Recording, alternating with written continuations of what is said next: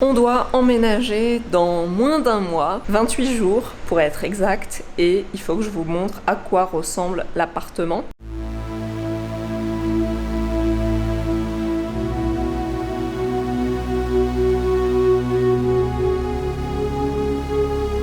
Les autres pièces, elles sont dans le même état que ce que vous avez vu dans les dernières vidéos. Du coup, c'est la galère.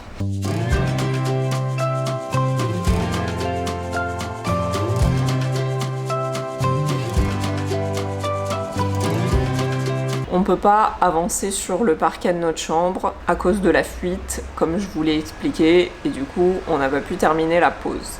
On peut pas avancer sur les toilettes parce que je vous avais dit que le voisin du dessous, il avait une fuite qui était possiblement liée à nos toilettes. On a cru que c'était à cause de la pipe d'évacuation, la vieille pipe d'évacuation qui était fendue. Et c'est très probablement le cas puisque quand le plombier de l'immeuble est venu pour regarder un peu tous ces dégâts des eaux, il a estimé qu'il y avait environ 80% de chances que cette fuite soit liée aux anciens tuyaux d'évacuation et au fait qu'il y avait un trou dans le carrelage et que ça pouvait s'infiltrer, etc. Mais il y a quand même 20% de chances que cette fuite soit liée à une fissure dans la fonte. La fonte, c'est la partie qui est enterrée dans notre sol.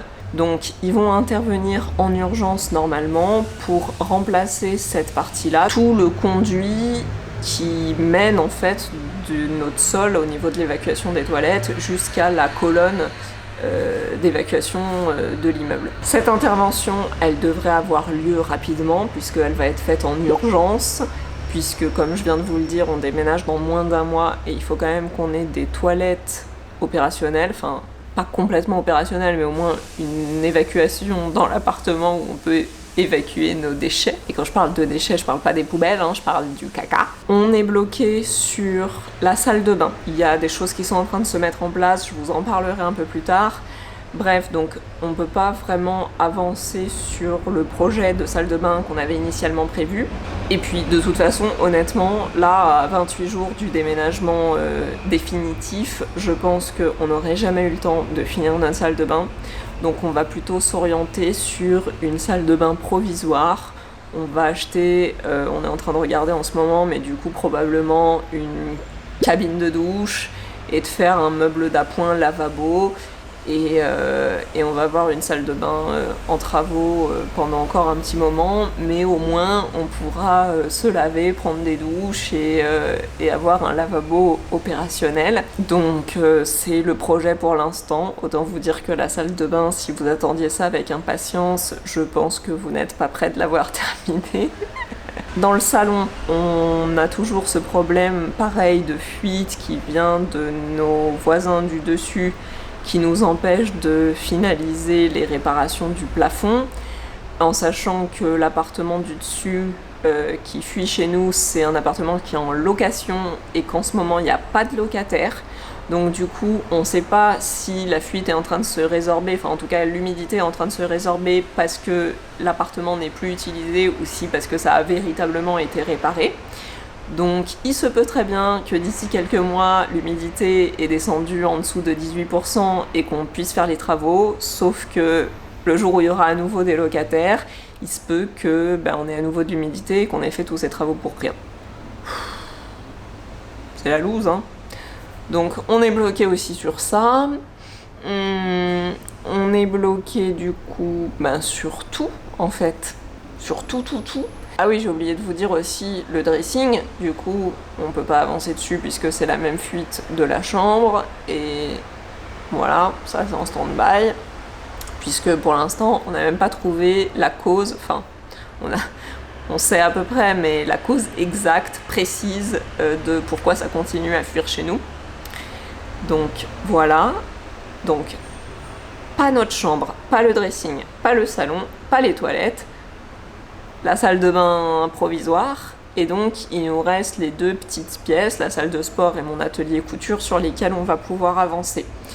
Du coup, l'idée ça va être vraiment de se dépêcher sur ces pièces-là, au moins que ce soit propre et blanc et que le sol soit posé, parce que c'est dans ces pièces-là qu'on compte vivre après notre emménagement et pour les quelques mois à venir, en attendant de finir un peu plus le reste des pièces de l'appartement. Donc aujourd'hui, je vais m'attaquer à trier le parquet, parce que dans les petites chambres, on va mettre du parquet droit. On a posé du chevron dans notre chambre, on posera du chevron dans cette grande pièce-là. Mais dans les petites chambres, c'est pas le même budget, hein, forcément, donc on va mettre du parquet droit. Et notre parquet droit, il est un petit peu spécial puisqu'il y a plusieurs dimensions de lames. On a des lames très longues et on a des lames beaucoup plus petites et plein de longueurs intermédiaires entre les deux.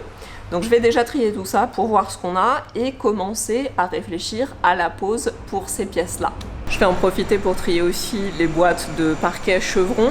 Parce que vous vous rappelez, la dernière fois, quand je cherchais des boîtes de lame gauche, j'avais que des boîtes de lame droite et je suis un peu inquiète que ce soit pas équilibré pour ce qu'on va poser ici dans le salon.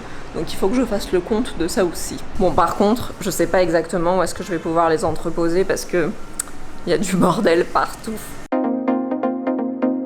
Tout est là, à part 2-3 bottes qui traînent encore dans les chambres que je rapatrierai demain.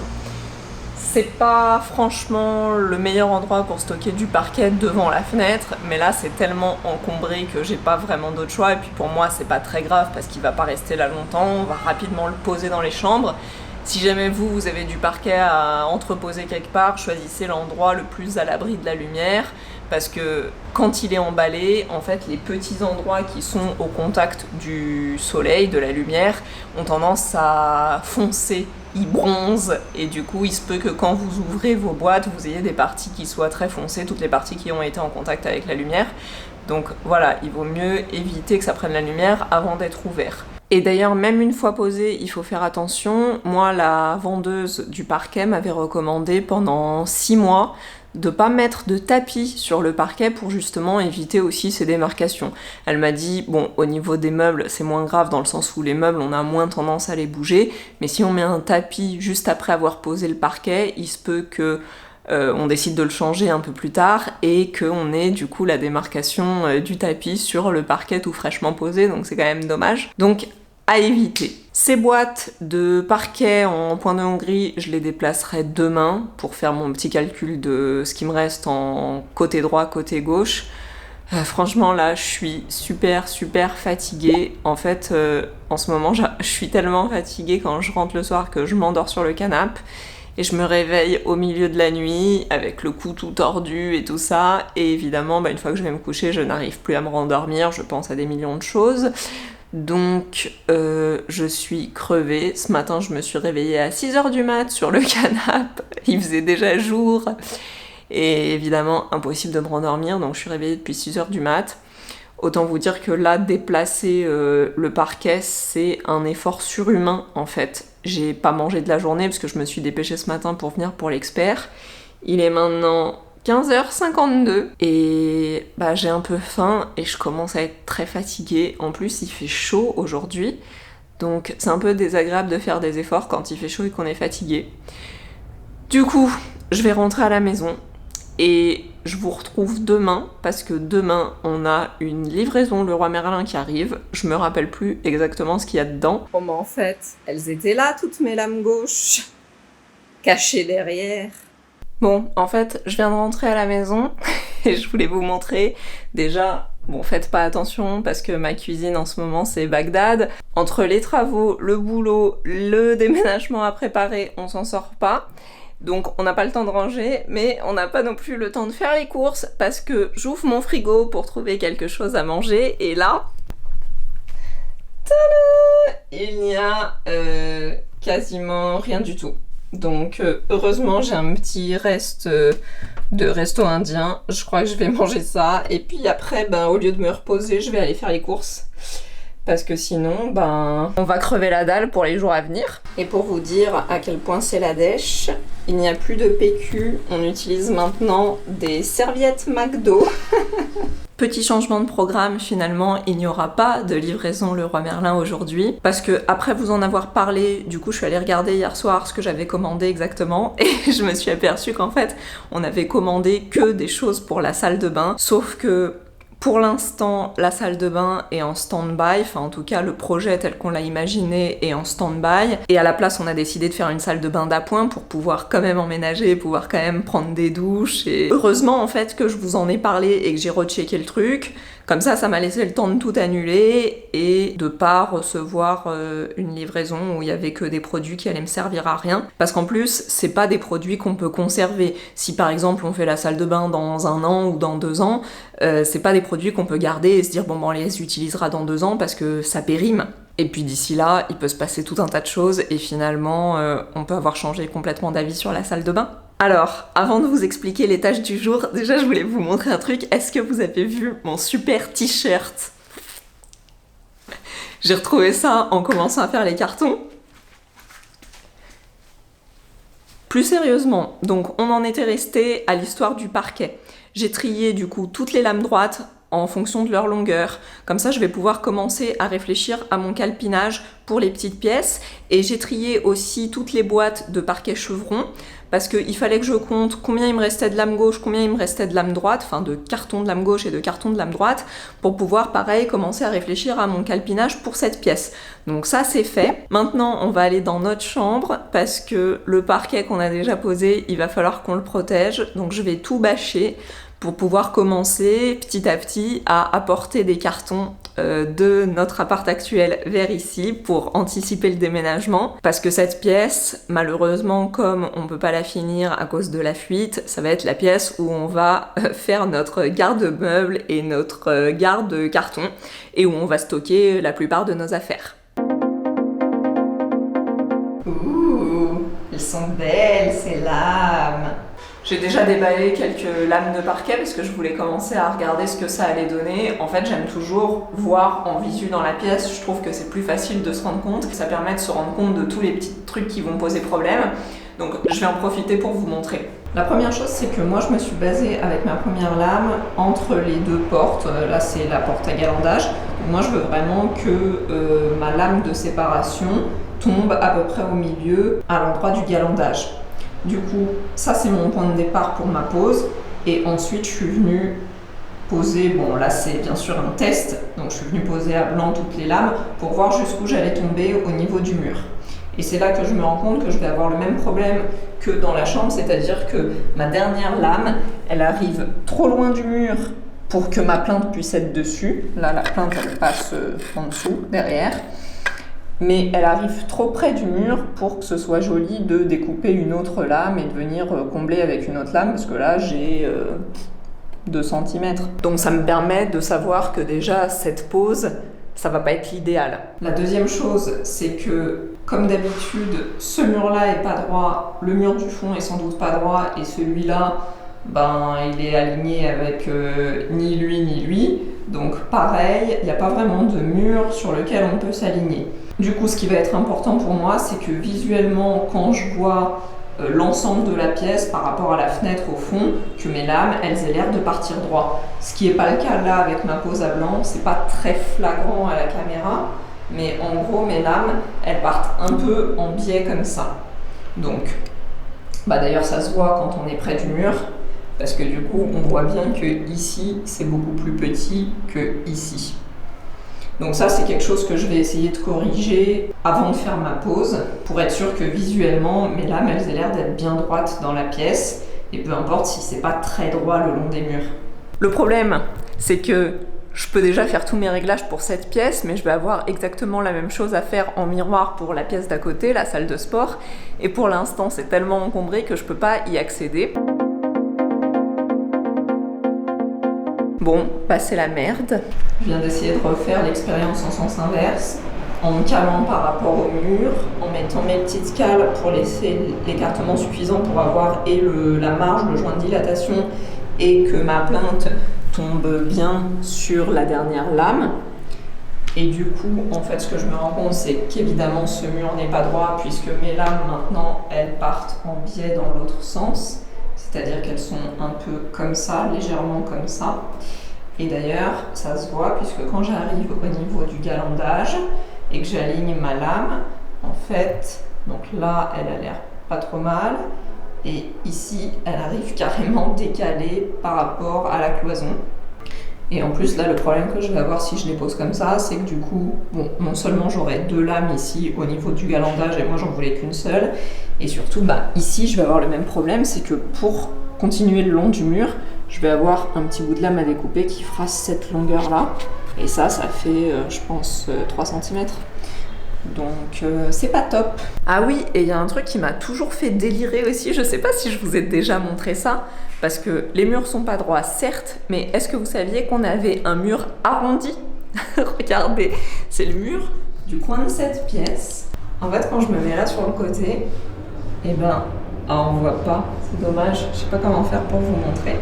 Mais en fait, ce mur-là, il est pas droit du tout, il part complètement en biais comme ça, arrondi. On va peut-être se rendre mieux compte comme ça avec la lame de parquet. Donc là, je suis au coin, posée au coin, et là, regardez, il y a un trou. Il y a un trou, il y a un trou, il y a un trou. Et j'arrive jusqu'à la fenêtre comme ça. J'ai pas assez de main pour vous montrer, mais en gros, ici, là, il y a un trou. Peut-être qu'au niveau du sol, c'est plus flagrant, que ça revient comme ça en arrondi. Vous voyez? C'est ouf, non? Comment on peut construire des murs si peu droits? Bon, je crois que je suis arrivée sur une version pas trop mal. Donc finalement, je me suis alignée avec le galandage. Ce que j'ai fait, c'est que j'ai positionné déjà derrière le galandage mes petites cales avec une lame complète. Comme ça, je me dis, bon, au moins, j'ai pas de découpe à faire. Donc je l'ai fait là et je l'ai fait la même chose ici de l'autre côté avec ma petite cale. Et ensuite, je suis venue aligner du coup cette lame qui est censée être au milieu, là où les portes vont coulisser. Et du coup, ici, après, ça me fera une petite découpe à faire de ce côté-là. Mais de toute façon, j'ai pas le choix parce que comme la cloison du galandage est forcément plus épaisse qu'une lame, j'ai forcément une découpe à faire. Donc soit c'est une découpe d'un côté, soit c'est les découpes des deux côtés. Donc je me dis, bon, je vais faire comme ça. Donc avec une découpe ici, et du coup, je suppose que j'aurai la même chose ici. Et là, ça me fait une découpe de, je crois, 2 cm. Donc c'est pas mal parce que mes lames, elles font 9. Donc ça me laisse quand même une lame de 7 cm. Donc visuellement, c'est pas quelque chose de trop bizarre. Et ensuite, tac, tac, tac, j'ai toutes mes lames alignées. Et quand j'arrive au mur ici, c'est pareil. Donc c'est toujours un peu tordu, mais moins tordu. Et par contre, du coup, j'aurai une découpe de lame à faire qui sera d'environ 5 cm. Enfin, 5 cm, c'est ce que je vais garder. C'est la distance entre la dernière lame et le mur. Donc c'est pas trop mal. Parce que pareil, donc sur 9 cm, ça me fait enlever 4 ou 4, enfin 3,5 parce que du coup là c'est plutôt peut-être 5,5. Et du coup comme ça, bah, ça me fait pas une lame trop minuscule de ce côté-là. Donc visuellement c'est pas trop bizarre non plus. Après, le seul truc qui me dérange, c'est que ici, c'est vraiment pas flagrant à la caméra, mais en fait c'est toujours un petit peu décalé par rapport à la fenêtre et par rapport à, je sais pas comment dire, la droiture de la pièce. Donc, bon, c'est pas quelque chose qui se voit beaucoup, mais moi, c'est quelque chose qui me dérange. Tout ce qui est pas droit, tout ce qui est pas aligné, c'est quelque chose que je vois direct en fait. Et ça, j'aime pas en fait. Donc là, à la caméra, on dirait que c'est droit, mais en vrai, ça part légèrement en biais comme ça. Donc ça, c'est peut-être quelque chose qu'il faut encore que je retravaille sur une version améliorée, mais en tout cas voilà, l'idée c'est de commencer ma pose comme ça.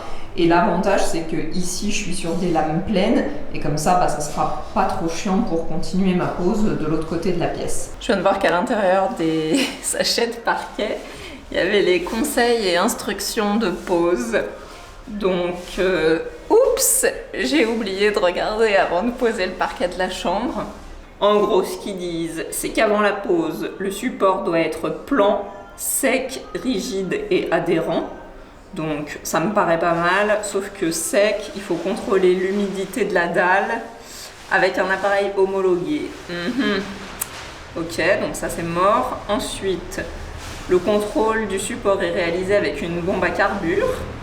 C'est quoi une bombe à carbure?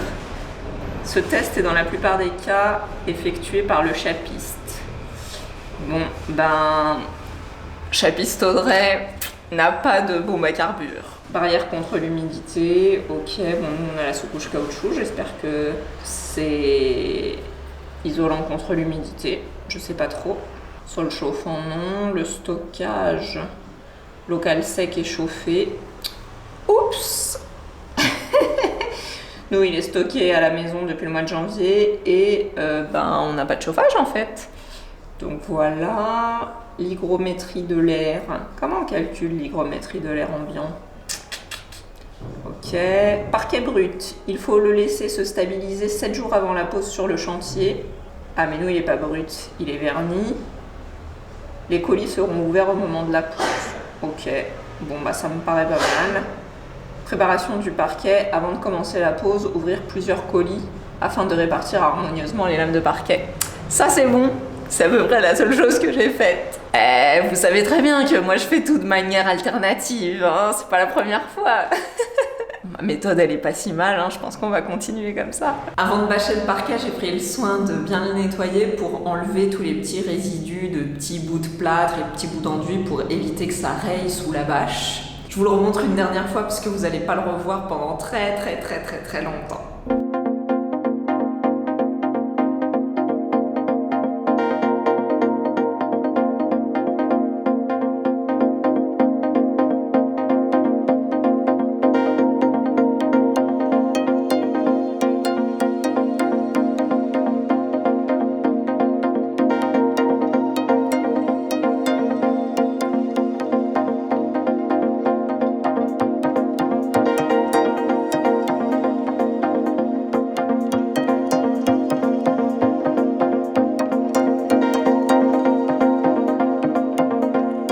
La bâche qu'on a achetée, c'est celle-ci, de chez Leroy Merlin. C'est une bâche qui, a priori, est amortissante pour les chocs. Et en plus, il y a une petite protection comme un film plastique, ce qui permet de, si on fait tomber de l'eau, que ça prenne pas l'humidité.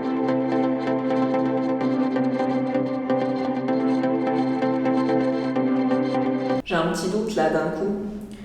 Ça me semblait logique en fait de poser la bâche avec le film plastique vers le haut, parce que comme ça je me dis que si on fait tomber des trucs c'est plus facile à frotter, à enlever et ça évite que l'humidité pénètre dans cette espèce de truc. Sauf que quand je vois les couleurs qu'il y a là, comme ce rose flashy, j'ai un peu peur que genre le fait de mettre ça contre le parquet, le jour où on l'enlève, il y a une grosse tache rose sur le parquet. Je sais pas, qu'est-ce que vous en pensez? On met le plastique en haut ou en bas?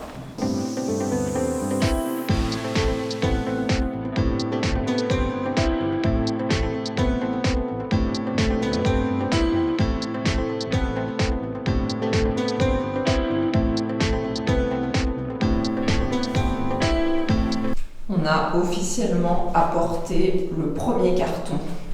En termes d'organisation, comme on sait que cette pièce va nous servir de garde-meuble, de garde-carton, ce qu'on va faire, c'est qu'on va emmener petit à petit tous les cartons où à l'intérieur il y a des choses dont on sait qu'on ne va pas se servir pendant tous les mois où on continuera à être en travaux ici.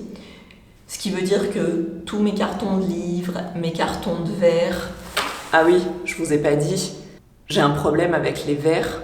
J'adore les verres, j'ai des placards entiers remplis de verres. Même le dessus de mes meubles de cuisine est rempli de verres. Donc on n'a pas besoin d'autant de verres tant qu'on est en travaux. Donc on va pouvoir aussi les stocker ici. En gros l'idée c'est de mettre dans le fond de la pièce tous les trucs qu'on va pas utiliser, tous les cartons qu'on va pas utiliser, tous les meubles qu'on va pas utiliser, et de mettre plus à l'avant de la pièce, proche de la porte, tous les trucs dont on risque d'avoir à se servir pendant les mois où on va vivre en chantier. Voilà pour le petit moment organisation.